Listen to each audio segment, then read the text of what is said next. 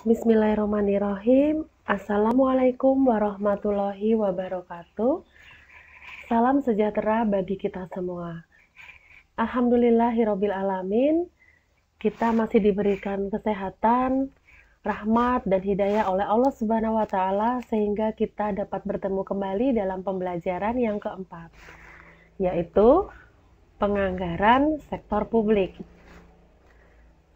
Nah, anggaran merupakan instrumen perencanaan dan pengendalian manajemen yang berperan penting dalam organisasi sektor publik. Tetapi tidak seperti di sektor bisnis yang menjadikan anggaran sebagai dokumen rahasia perusahaan. Jadi kita sebagai pembaca laporan keuangan dianggap sebagai pihak luar. Di sektor publik tidak boleh seperti itu, karena di sektor publik anggaran merupakan dokumen publik yang harus bisa diakses oleh publik untuk dapat diketahui, diberi masukan, dikritisi, dan diperdebatkan. Anggaran sektor publik harus bersifat partisipatif yang melibatkan masyarakat dalam perencanaan anggaran agar apa? Agar aspirasi dan kebutuhan publik dapat diakomodasi dalam anggaran tersebut. Bahkan anggaran sektor publik merupakan blueprint organisasi tentang rencana program, tentang rencana kegiatan yang akan dilaksanakan di masa mendatang, sesuai dengan visi, misi, dan tujuan organisasi sektor publik tersebut. Anggaran merupakan rencana jangka pendek organisasi yang dinyatakan dalam bentuk keuangan. Anggaran sektor publik direpresentasikan dalam bentuk APBN yang sifatnya nasional ya, anggaran pendapatan dan belanja negara, dan APBD yang sifatnya lebih ke daerah, menggambarkan tentang rencana keuangan di masa mendatang mengenai jumlah pendapatan, belanja, surplus atau defisit, pembiayaan, serta program kerja dan aktivitas yang akan dilakukan. Nah, anggaran sektor publik ini berperan dalam melaksanakan tugas dan fungsi pemerintah, yaitu melakukan alokasi, distribusi, dan stabilisasi. Anggaran sektor publik dari sudut pandang makro bisa berfungsi pula sebagai alat untuk mengalokasikan sumber daya publik, melakukan distribusi ekonomi, dan menciptakan stabilitas ya dalam ekonomi, dalam sosial, dan politik.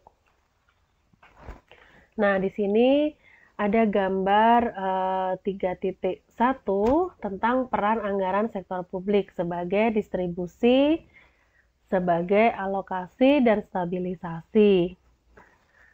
Dan peran di distribusi itu bisa sebagai alat ya untuk mendistribusikan pendapatan atau sumber daya publik agar terjadi pemerataan dan keadilan ekonomi. Sehingga melalui anggaran sektor publik, ketimpangan ekonomi antara daerah, kemudian antara masyarakat miskin dan yang kaya itu dapat dikurangi. Nah, mekanisme distribusi ekonomi ini dilakukan dengan pemberian subsidi kepada masyarakat, pemberian dana transfer atau perimbangan, serta melalui program-program masyarakat. Misalnya saja subsidi BBM, subsidi listrik, subsidi non-energi juga misalkan bahan pangan, pupuk, kesehatan, obat-obatan, pendidikan, serta transportasi. Kalau di daerah gitu ya, dana perimbangan ini adalah sebagai bentuk subsidi silang dari daerah kaya ke daerah yang miskin sumber daya ekonominya. Dana perimbangan tersebut bisa saja berupa dana bagi hasil, dana alokasi umum, dana alokasi khusus, dana otonomi khusus, dan penyesuaian. Nah, kalau dari sisi alokasi bisa dibedakan menjadi sebagai dasarnya ya, itu adalah urusan berdasarkan fungsinya, lalu berdasarkan organisasi dan program. Berdasarkan urusan, biasanya ada urusan wajib seperti pendidikan, kesehatan, pekerjaan umum, perumahan rakyat. Kemudian ada juga yang merupakan urusan pilihan, pertanian, kehutanan, energi dan sumber daya mineral, pariwisata, perdagangan, industri, seperti itu. Nah, ini kalau alokasi berdasarkan urusan. Jadi, alokasi anggaran ditetapkan berapa anggaran yang diperuntukkan untuk belanja pelaksanaan urusan wajib dan berapa jumlah anggaran untuk urusan pilihan. Sedangkan dari fungsinya itu bisa saja kita temui dalam misalnya pelayanan umum, ketertiban dan ketentraman, ekonomi, lingkungan, di dalam kehidupan manusia, perumahan, fasilitas umum, dan lain sebagainya.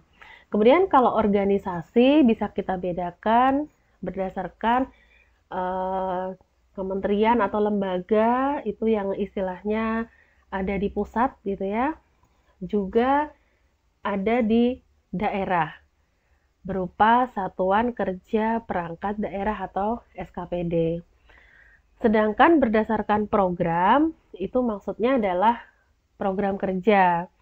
Alokasi anggaran untuk program kerja bisa berupa plafon anggaran untuk setiap program kerja dan rincian anggaran biaya program yang terdiri atas belanja pegawai, belanja barang dan jasa, serta belanja modal untuk pelaksanaan program.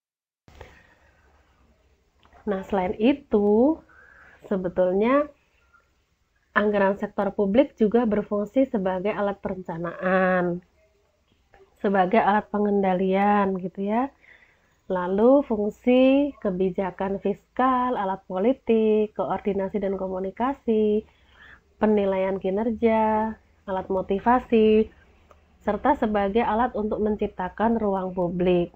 Kalau jelas kalau sebagai perencanaan untuk merencanakan begitu ya. Kemudian kalau sebagai alat pengendalian itu dilakukan agar orang-orang di dalam organisasi yang bertanggung jawab atas implementasi strategi, program, kegiatan, anggaran yang ditetapkan itu dapat bekerja sesuai yang direncanakan dalam anggaran atau on budget dan tidak menyimpang dari hasil dari anggarannya ya, out of budget.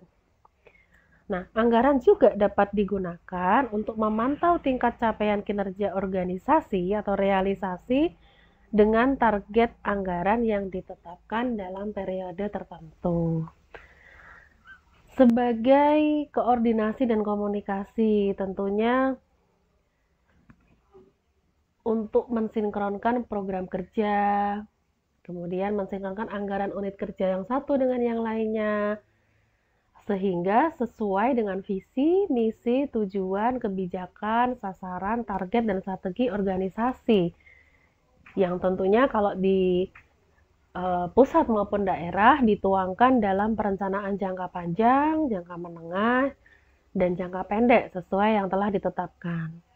Selain itu juga anggaran berfungsi sebagai sinkronisasi atas program kerja dan anggaran unit kerja serta dokumen perencanaan gitu ya, baik jangka panjang, menengah, maupun pendek atas unit-unit yang bersangkutan. Anggaran jelas dapat berperan sebagai penilaian kinerja karena kita akan mengetahui varians harga satuan, varians volume antara anggaran dengan realisasinya, kemudian varians total anggaran. Nah, anggaran juga berperan sebagai alat motivasi. Alat motivasi misalkan adanya insentif, bonus, dan kompensasi. Tapi sebetulnya ya kalau anggaran yang baik itu merupakan anggaran yang targetnya menantang Jadi bisa saja agak lebay sedikit gitu ya, menantang, tetapi juga harus realistis untuk bisa dicapai. Kalau anggaran itu terlalu sulit targetnya atau terlalu mudah untuk dicapai, maka anggaran tersebut menjadi tidak baik.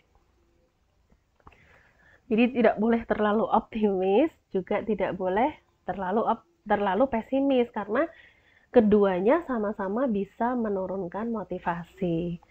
Nah, selain itu, anggaran juga bisa sebagai kebijakan fiskal atau mengatur perpajakan atau perolehan dari pajak, lalu mengatur perencanaan perpajakan, lalu sebagai alat politik gitu ya. Juga untuk menciptakan ruang publik, artinya sebagai bentuk komunikasi antara rakyat dan juga pemerintahnya gitu. Nah, anggaran sektor publik ini mengalami perkembangan yang cukup pesat ya, utamanya ketika ada gerakan reformasi sektor publik. Nah, ini pendekatannya bisa anggaran tradisional yang dicirikan dengan incrementalism, yaitu berdasarkan habis tidaknya anggaran tanpa perbandingan output yang dihasilkan ya. Lalu line item, yaitu item-item penerimaan atau pengeluaran yang telah ada dalam struktur anggaran sebelumnya meskipun kadang tidak relevan lagi. Lalu cenderung resentralistis, terpusat. Lalu konsep historic cost of service dan tidak memperhatikan konsep value for money. Sedangkan jenis-jenisnya itu di ciri-ciri ya, jenis-jenisnya yang termasuk tradisional adalah line item budget. Nah, di sini ini yang agak cukup vintage gitu ya. Ya, cukup tua gitu lah ya dalam sistem anggaran tradisional. Di sini fokusnya pada input dan memberikan informasi tentang berapa banyak yang dibelanjakan dan bagaimana membelanjakannya, tetapi sayangnya kurang menekankan mengenai apa yang dibelanjakan. Jadi ini kurang baik ya untuk mengukur akuntabilitas kinerja karena tidak ada ukuran terhadap efisiensi dan efektivitas program. Tetapi kelebihannya dia sifatnya sederhana dan lebih mudah mengadministrasikannya. Dan cukup baik untuk mengendalikan input, membantu perencanaan, serta penetapan prioritas. Nah, manfaat lainnya adalah adanya spesifikasi atas batas anggaran dalam proses alokasi anggaran dan memastikan bahwa unit kerja tidak melakukan pengeluaran melebihi batas gitu ya. Kemudian incremental budget, anggaran tradisional juga termasuknya. Dia hanya menambah dan mengurangi jumlah anggaran dengan jumlah berdasarkan data tahun lalu sebagai dasar perencanaan tahun sekarang dan anggaran tahun sekarang sebagai dasar perencanaan tahun depan. Incremental budget tapi sering juga diikuti dengan sistem line item budget. Kemudian New Public Management, anggaran yang berorientasi pada kinerja. Ini ya lebih sering disebut-sebut gitu. Tetapi kadang ada kritik juga dalam New Public Management ini, kadang kurang memperhatikan apa yang ada di masyarakat karena sudah ada kecenderungan untuk berkurangnya komunikasi antara pemerintah dan masyarakat. Misalnya saja contoh dengan banyaknya digunakan electronic government seperti itu. Nah, New Public Management ini memiliki ciri-ciri fokus pada kinerja organisasi dan bukan. Ini ya perbedaannya pendekatan tradisional dengan NPM. Yang tradisional itu lebih sentralistis, NPM desentralistis. Lalu berorientasi pada input, yang satunya pada output gitu ya. Kemudian tradisional biasanya tidak terkait dengan perencanaan yang sifatnya jangka panjang. Kemudian lebih kaku untuk batasan-batasan departemen atau unitnya. Kemudian prinsip anggarannya bruto, sifatnya tahunan dan sangat spesifik. Berbeda dengan New Public Management yang dia desentralisasi, kemudian berorientasi pada input, output, dan outcome. Dia lebih utuh dan komprehensif dan sangat memperhatikan bagaimana perencanaan secara jangka panjang. Kemudian berdasarkan sasaran kinerja lintas departemen, kalau di tradisional menggunakan aturan klasik food accounting, maka di New Public Management digunakan zero based budgeting, kemudian planning, programming, budgeting system. Sehingga New Public Management ini dikenal sangat sistematik dan rasional dan bottom up budgeting. Nah, anggaran yang termasuk jenis New Public Management tadi sempat saya sebutkan, antara lain adalah Planning, Programming, Budgeting System (PPSB). Merupakan sistem penganggaran yang menyusun anggarannya berdasarkan program. Nah, PPSB ini akan menjabarkan program kerja dalam bentuk anggaran yang diperlukan untuk masing-masing program. Jadi, ini sangat menekankan fungsi, sangat menekankan program kerja ini juga harus disusun secara sangat detail, secara bertingkat, mulai dari program utama, kategori program, dan elemen program. Nah, dalam sistem PPSB ini, dua bagian utamanya adalah struktur program dan analisis program. Kalau struktur program kaitannya dengan kerangka konseptual gitu ya, yang terkait sumber daya, programnya, yang dikaitkan dengan tujuan.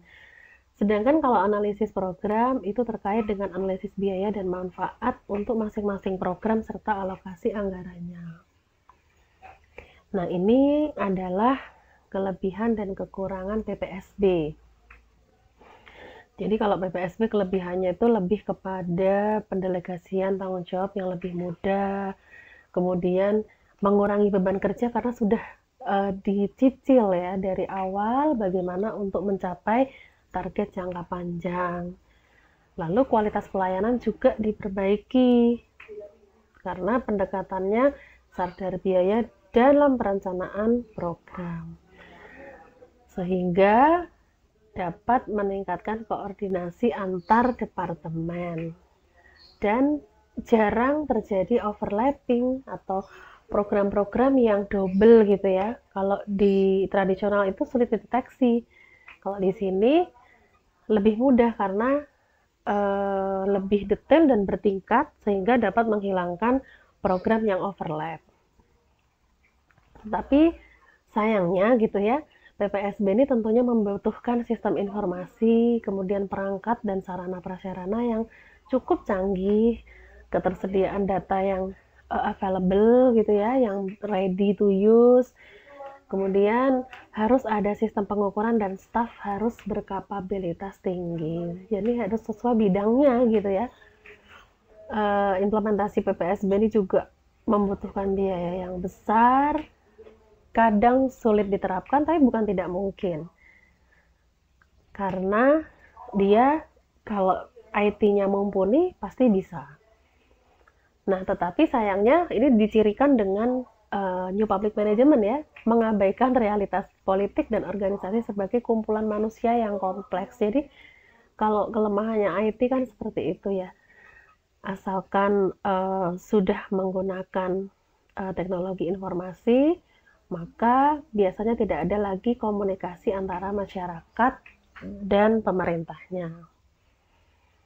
Kemudian karena berdasarkan statistik, sehingga kadang-kadang kurang baik untuk mengukur efektivitas program. Kemudian banyaknya masalah teknis dalam alokasi biaya karena sifat PPSB yang lintas departemen.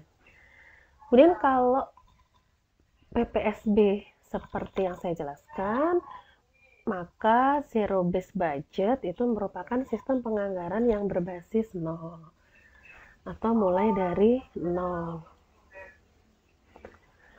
Kemudian ZBB ini tidak menjadikan anggaran tahun lalu sebagai dasar penyusunan anggaran tahun sekarang, sebagaimana seperti line item dan incremental.